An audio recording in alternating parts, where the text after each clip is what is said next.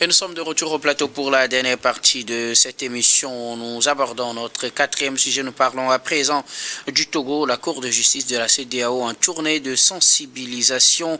Elle est du 18 au 21 novembre 2025. La Cour de justice de la CEDEAO est en tournée de sensibilisation au Togo. Elle va mener plusieurs activités de proximité au Togo, dont une clinique juridique à Lomé, afin de renforcer la visibilité et la compréhension de ces missions. Cette Cour de justice vient dans notre pays pour mieux expliquer ces missions, comment elles fonctionnent, et aussi se rapprocher du citoyen pour que le citoyen sache dans quelle mesure il peut saisir cette Cour. Et cela n'a pas manqué de susciter dans les arènes politiques des débats, surtout sur le respect des décisions de cette Cour de justice, qui a d'ailleurs suscité la sortie du ministre Pakoum Adjurovi, qui est revenu sur les détails de cette Cour et donné ce que fait cette Cour et quelle est la portée de ces décisions par rapport aux États membres. Nous en parlons avec nos invités. Vous le savez, pour le quatrième sujet, la parole est à qui veut la prendre en premier pour ses analyses et ses observations. Chers amis, chers invités, la parole est à vous. Samir veut commencer. Ben écoutez, docteur Guillaume. J'écoute toujours Samir. Vous savez, la Cour de justice de la CEDEAO, à l'instar d'autres organes communautaires, joue un rôle important dans cette mission d'intégration sous-régionale véritablement. Et donc, à l'instar d'autres institutions qui, lorsque les opportunités se présentent, font le tour donc de l'espace communautaire pour partager donc les informations avec les citoyens donc de la sous-région, je dirais pour leur permettre de mieux connaître véritablement et de savoir ce qui leur revient en termes d'action à entreprendre lorsqu'ils se retrouveraient dans des situations litigieuses et tout cela. Je pense que c'est à cet exercice-là que la Cour de justice de la CEDEAO s'est donnée véritablement, parce que cela coïncide avec les 50 ans d'existence donc de la CEDEAO, 50 ans d'existence les 50 ans donc d'existence de la CEDEAO, le 20e anniversaire donc de la Cour de justice de la CEDEAO. Donc il y a une multitude d'activités qui sont prévues. Vous avez des forums spécialisés, vous avez un dialogue judiciaire avec les magistrats locaux et une clinique juridique ouverte donc au public qui permettra davantage aux citoyens donc d'apprendre véritablement de cette cour-là. Et l'objectif visé donc par l'institution qui s'est déplacée véritablement à Lomé, c'est de renforcer la compréhension et l'accessibilité de l'institution par les citoyens résidents et partenaires de la région, parce que la mission primordiale donc de la Cour de justice de la CEDEAO, c'est de régler les litiges entre les États membres, les institutions communautaires et les citoyens. Vous savez, docteur Guillaume, la Cour de justice de la CEDEAO est une juridiction communautaire. Elle est un organe juridictionnel créé au sein donc d'une organisation d'intégration sous-régionale qu'est la communauté économique des États donc de l'Afrique de l'Ouest. Ainsi, elle est une juridiction commune à plusieurs ordres étatiques, c'est-à-dire que quand vous prenez la CEDEAO, la Cour de justice de la CEDEAO, elle établit ce qu'on appelle un ordre juridique spécifique qui s'intègre dans les différents ordres juridiques internes. C'est-à-dire que quand vous prenez la hiérarchie véritablement des ordres juridiques, vous retrouverez l'ordre juridique de la CEDEAO, ensuite vous avez les ordres juridiques des juridictions spécialisées ou des juridictions spéciales, et viennent ensuite les ordres internes, c'est-à-dire les juridictions ordinaires donc, de nos pays. Cela montre la suprématie donc, du droit communautaire sur le droit interne. Je reviendrai sur les propos tenus par le ministre de la Justice, garde des Sceaux. Voilà, justement. Donc la Cour est appelée à appliquer le droit né dans le cadre de l'organisation d'intégration, parfois même à admettre devant son prétoire de simple particulier. Cela est possible depuis 2005, parce que le protocole de 2005 intègre ce qu'on appelle le mécanisme des requêtes des particuliers. Donc cela a ouvert une autre compétence de la Cour qui vise donc à connaître des cas de violation des droits humains. Donc la Cour se comporte dans cette situation comme le garant de la jouissance des droits fondamentaux, donc les engagements pris donc par les différents États membres de la CEDEAO sur le plan international. Donc vous avez par exemple le pacte international relatif aux droits civils et politiques de 1966, si j'ai bonne mémoire.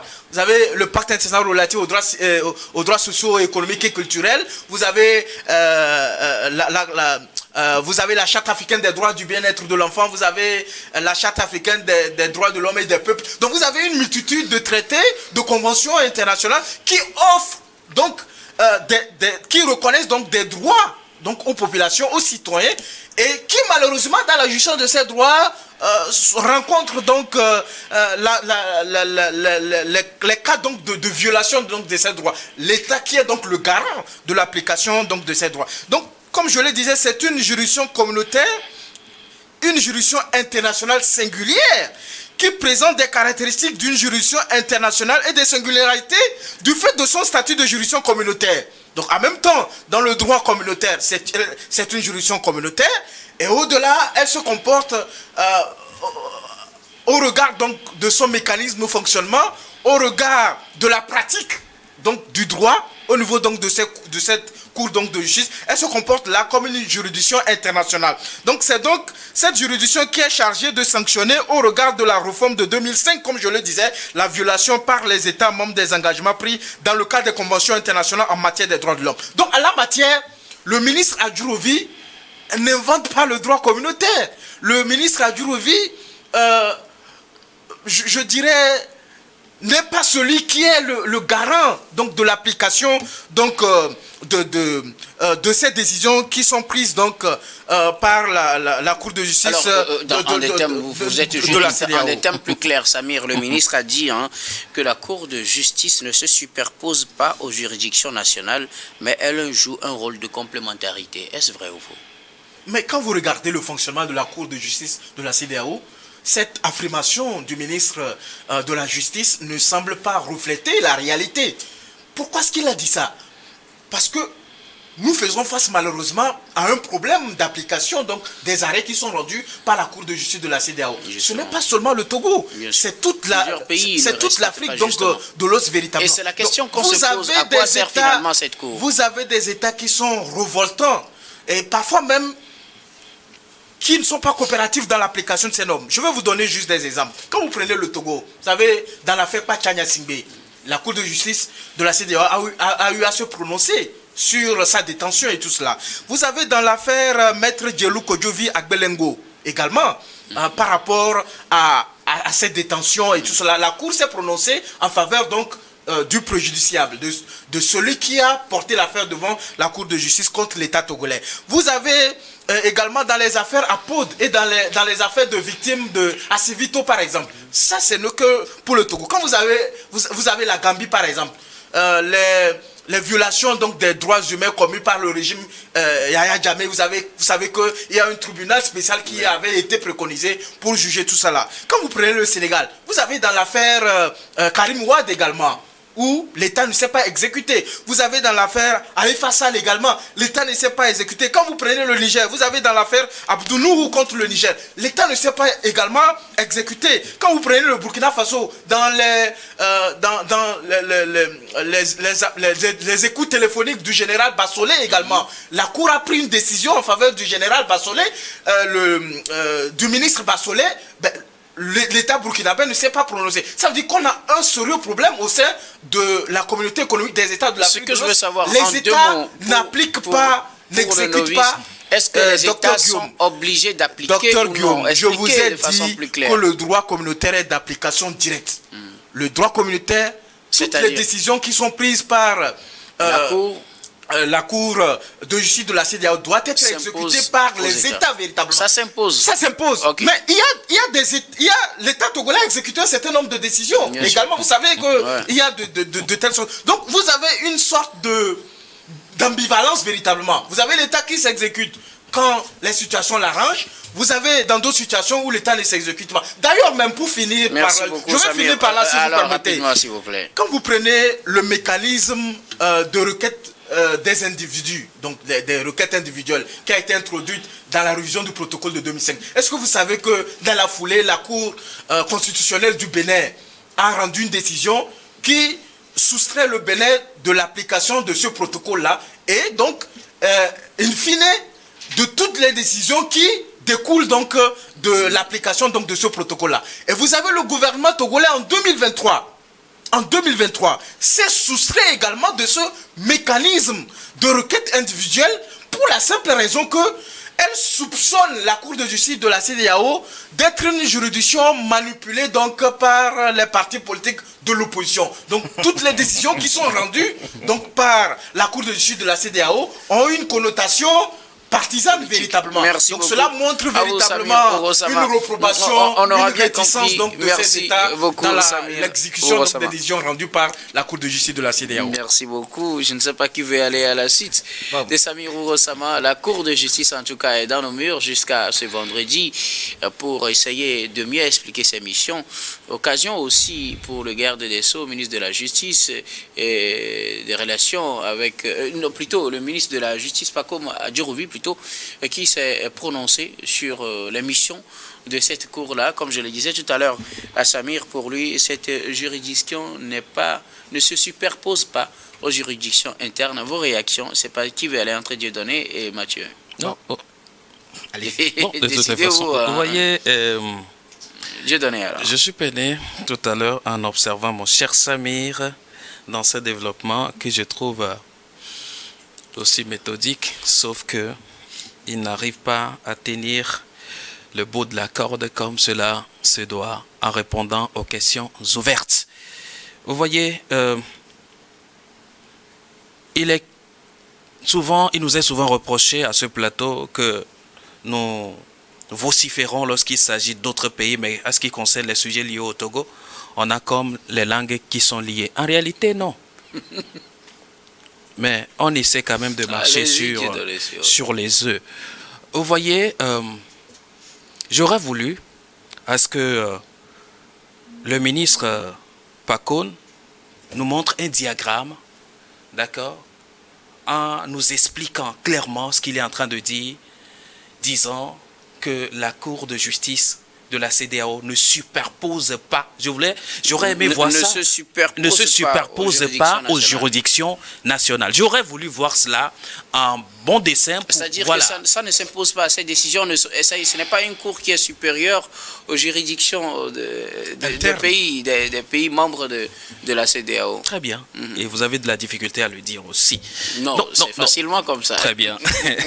Vous voyez, non, juste pour taquiner, oui, de toutes les façons, c'est bien aujourd'hui que la Cour de la CEDEAO fasse ses sorties de sensibilisation, mais posez-vous la question, pourquoi y aller de cette manière à la célébration, lors de cette célébration de ces 50 ans ou 60 ans 50 ans de la CEDEAO et 20 ans de la Cour. De la CEDEAO. Cela voudrait dire qu'il y a un problème.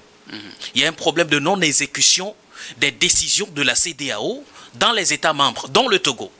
D'où aujourd'hui, il faut venir faire cette école aux citoyens. Mais quelle portée cela pourrait avoir lorsque les citoyens seraient confrontés à la non-exécution des décisions qui seraient prises par après?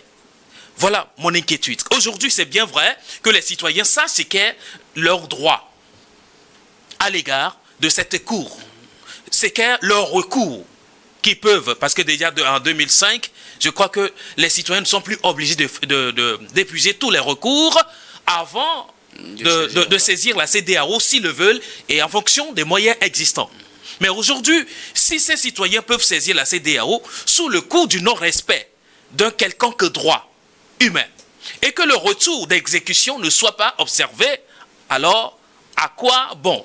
Est-ce qu'aujourd'hui, les citoyens ne savent pas qu'ils ont un dernier recours qui soit une grande cour de juridiction qui est la CEDEAO? Mais ce sont les résultats qui découlent de ces saisines-là qui font que le citoyen se dit on est laissé pour compte. Les exemples sont énormes aujourd'hui. Même des États s'exécutent des fois en payant des amendes. Et cela sur le dos du contribuable. Pourquoi en arriver jusque-là? Si même à l'interne d'abord, on ne puisse pas utiliser les tests dans l'intérêt supérieur du respect des droits humains pour régler nos problèmes et attendre jusqu'à ce qu'une cour de la sous-région donne justice ou alors donne raison à un citoyen lambda, mais que le respect soit pénalise le budget de l'État ou soit pénalise le citoyen parce qu'il se retrouverait dans l'incapacité de jouir de ces droits qui ont été déjà donnés par cette Cour. Moi, je me dis, on connaît bien le problème, sauf qu'on est en train de faire des détours sur le réel sujet. Qu'est-ce qu'il y a lieu de comprendre dans nos États africains? Revenons au respect réel des droits humains. Et ne tenons pas un discours politique pour submerger ou alors pour faire taire les véritables voix des droits humains. Et c'est simple. Sinon, on ne serait pas obligé de quitter le pays. Alors, les grandes juridictions, est-ce que les juridictions nationales arrivent à donner raison lorsqu'il y a lieu de donner raison aux citoyens avant qu'ils ne quittent pour aller toucher à la grande juridiction sous-régionale qui est la Cour de justice de la CEDEAO? Posons-nous la question. Pourquoi est-ce que le citoyen est obligé de faire appel à une autre cour? Mais que des fois, les décisions... pas seulement en Afrique de l'Ouest que cela existe. Ce n'est pas seulement en Afrique de l'Ouest que ce mécanisme existe. Non, là nous parlons de la Cour de justice de la CEDEAO. Alors maintenant, s'il faut faire l'état des lieux de toutes les communautés, alors là, on en parle. Mais aujourd'hui, nous sommes en train de parler de la Cour de justice de la CEDEAO qui est au Togo. Oui. Demain, quand il sera peut-être en Côte d'Ivoire, nous citerons les cas également pour dire il y a des raisons pour lesquelles il y a lieu de faire de cette tournée-là, de véritables tournées nationales, pour faire comprendre les droits de ces citoyens et leur montrer les voies et moyens à suivre pour faire des recours. Concrète, que voulez-vous dire, Dieudonné? Est-ce à dire que la Cour fait cette tournée parce que le Togo ne respecte pas ses principes ou plutôt parce que les Togolais ne maîtrisent pas les contours de cette Cour? Je serais bien à l'aise en posant cette question au chef de mission de cette tournée pour dire pourquoi est-ce que vous faites cette cour. Là, vous comprenez que c'est parce qu'entre-temps, on a compris que soit les citoyens ne comprennent pas ce qu'est véritablement la mission de cette cour. Ou de deux, qu'on comprend aussi que les États ne respectent pas les décisions. C'est pas seulement le Togo. On a cité des cas tout à l'heure. Que les États ne veulent pas se soumettre aux décisions de cette Cour. Alors, à quoi bon encore d'adhérer à une organisation qu'on a loyalement nous-mêmes voulu? Alors, sur cette affaire de ce plier aux décisions de cette Cour, le ministre, garde des Sceaux, ministre de la Justice, l'a dit, hein, cette Cour ne se superpose pas aux juridictions nationales. C'est justement là qu'on a commencé. Je vous ai dit tout à l'heure que j'aurais voulu un dessin pour mieux comprendre, un diagramme. Jusque-là, vous n'avez pas encore compris. Pour mieux comprendre ce qu'il veut nous dire de toutes les façons, parce qu'il y a lieu aujourd'hui de dire quelque chose de plus concret aux citoyens. Qu'est-ce qu'on veut nous faire comprendre? C'est-à-dire que on veut nous faire comprendre que les décisions de cette Cour ne tiennent pas et qu'à tout moment, l'État peut faire ombrage à cette décision. Est-ce que c'est cela? Si c'est cela, alors dites-nous clairement, dans un français facile. Alors la superposition dont vous parlez, c'est en cela je dis, moi je ne comprends pas encore.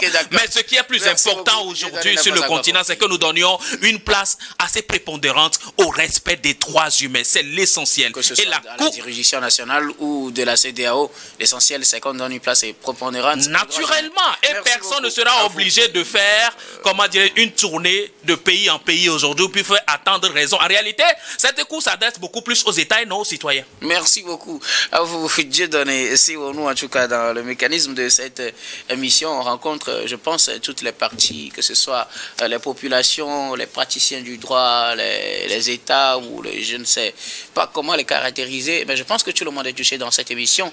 Pour le Togo, ça finit ce 21 novembre, Mathieu. Oui, bon, vous savez, je pense que la mission s'inscrit beaucoup plus dans une logique de sensibilisation. Parce qu'on constate malheureusement que les justiciables de la communauté et de la communauté de notre sous-région ne maîtrisent pas le mécanisme pour saisir la Cour de justice de la CEDEAO. Et donc, cette sensibilisation va permettre aux uns aux autres de comprendre comment est-ce que nous pouvons saisir cette Cour, parce qu'il y a eu vraiment des innovations très récemment où vous pouvez saisir la Cour par voie électronique. Et également, les procès se font, je pense, de façon virtuelle. Donc, ça va permettre à chaque citoyen de comprendre cela et, au besoin, de savoir comment procéder pour saisir la Cour. Et En ce qui concerne la réaction du ministre de la Justice, vous savez, le ministre fait une sortie qui handicape en réalité la mission de la Cour de justice de la CEDEAO. Parce que là, nous parlons du garde des Sceaux, du ministre de la Justice. Et des droits de l'homme. Est-ce à dire que le ministre veut nous passer ce message selon lequel, lorsque les décisions de la Cour de justice nous arrangent, nous allons l'appliquer. Et lorsque ça ne nous arrange pas, nous n'allons pas l'appliquer. Si c'est cela, cela voudra dire que nous remettons toujours en cause l'esprit même de la fondation de la CEDEAO, qui veut que ce soit une CEDEAO des peuples et non une CEDEAO des États. Et donc, lorsque la Cour de justice de la CEDEAO prend une décision, ce qui normalement devait se faire, c'est de l'appliquer. Si on ne l'applique pas, c'est de la mauvaise foi ou une mauvaise volonté du politique en réalité. Et donc, pour moi, la sortie du ministre est une erreur grave, parce qu'il a été ministre des droits de l'homme et il sait que c'est très important de défendre le citoyen. En tant que ministre de la Justice, aujourd'hui, il est au service des justiciables. À quoi bon de ne pas exécuter des décisions de la Cour de justice si cette Cour, nous adhérons à cette Cour alors? Si nous ne sommes pas en mesure d'appliquer, c'est dommage. Nous constatons malheureusement que 30%. Il n'y a que 30% des décisions de la Cour de justice qui sont appliquées au Togo. Le reste, et Ouro Samir disait tantôt que dans tous les États de la communauté, malheureusement, c'est le cas. Et cela discrédite réellement cette Cour. Et pour moi, jusqu'alors, je peux dire que lorsque nous sommes dans un État donné, on peut à un moment donné contester la décision de la justice en se disant que la justice n'est pas réellement indépendante. Mais cette Cour, telle que formée, en réalité, rend des décisions plus crédibles que notre justice dans tous les pays de la sous-région, bien sûr. Et donc, au-delà de manifester sa volonté, et je ne sais pas si c'est la volonté du ministre ou celle de l'État togolais de ne pas respecter les décisions de la Cour de justice, mais je pense que c'est une insulte à la Cour. Et il faut que chaque membre de l'État puisse redonner, en tout cas, si tel est que nous voulons une intégration réelle de nos populations au sein de la communauté, c'est de respecter les décisions de la Cour de justice. Et moi, je ne peux qu'encourager la Cour à continuer cette sensibilisation qui va le rapprocher davantage aux populations. Merci beaucoup à vous tous pour vos contributions. Nous arrivons pratiquement à la fin de ce numéro de Regards croisés, mais avant de nous séparer, notre habituel dernier tour de table, ce sera pour vos mots de fin sur un sujet de votre choix. Je commence par vous, Samir Ouro-Sama. Mais écoutez, permettez que je reste toujours dans le sujet. Vous savez que la Cour de justice de la CEDEAO, comme toutes les autres cours, la Cour africaine des droits de l'homme, la Cour internationale des droits de l'homme, toutes les autres cours sont confrontées à ce problème-là d'inexécution, donc des décisions qui sont rendues, parce que ces juridictions ne disposent pas des mécanismes contraignants pour forcer les États à appliquer. Et ce n'est pas une particularité des pays africains. Vous avez des pays sur le continent européen, vous avez des pays occidentaux qui ne respectent pas également des décisions qui sont rendues par exemple, la Cour européenne des droits de l'homme, par exemple. Il y a des décisions qui sont prises par cette Cour-là, mais qui ne sont pas respectées donc par ces institutions. Je pense que la réflexion doit aller au-delà et de se dire qu'en fait, en faisant cela, on garantit les libertés fondamentales, les droits humains véritablement. En appliquant ces décisions, si l'État applique une décision parce qu'il y a un cas de violation, on repart ce droit qui a été violé et on permet aux citoyens de jouir véritablement de ces droits qui sont garantis par les instruments juridiques internationaux. Donc il faut réfléchir à renforcer ces juridictions-là, à faire en sorte que les décisions qui sont rendues par ces décisions-là contribuent donc à renforcer la protection des citoyens. Et les États africains doivent également aller dans ce sens-là. Et je pense, pour finir là-dessus, que la Cour de justice de la CEDEAO, c'est une expérience d'intégration. C'est un bon exemple, véritablement, parce que c'est ce qu'elle fait dans le processus d'intégration régionale, c'est énorme. Sa contribution doit être pérennisée et renforcée par les États membres. Merci beaucoup à vous, Samir Ouro-Sama. Samir, vous êtes juriste et président de l'ICJVE, l'initiative citoyenne des jeunes, la voix des enfants. Merci d'être passé sur ce plateau. Merci de m'avoir invité, docteur. Je donne ici au nouveau mot de fin. Alors, je ne peux que vous dire merci. Merci à nos chers téléspectateurs, téléspectatrices et aussi également nos internautes qui nous suivent et qui nous reviennent avec leurs commentaires et autres. Nous ne faisons qu'une petite partie de notre mission, celle de nous prononcer sur des sujets à ce plateau. Alors, qu'est-ce que je voudrais rappeler? Je me dis, la 5e République, qu'on le veuille ou non, a déjà commencé sa marche, mais il y a lieu à tous les niveaux qu'on prenne soin de gérer des petites frustrations qui boudent depuis un moment. Lorsque nous parlons des sorties, comment dirais-je, de certaines populations de Guatopé, c'est une crise qui font face là. Il y a lieu quand même de gérer ces crises avec beaucoup de tact, et aussi des victimes de la vallée de Zio, des gens qui ont acquis des espaces là-bas, mais qui se voient spoliés, et puis plein de choses qui se passent à ces niveaux et des recours qui ne donnent pas encore de résultats. Il y a lieu quand même de s'intéresser à ces sujets sociaux pour véritablement asseoir la 5e République, si telle doit être la racine du développement du Togo. Merci beaucoup à vous, Dieudonné Sewono. Vous êtes journaliste, également directeur général d'Elios Service. Merci d'être passé sur ce plateau. C'est moi qui vous remercie. Mathieu Tamam, vos mots de fin. D'abord, vous remercier et adresser un mot à l'endroit de la jeunesse togolaise.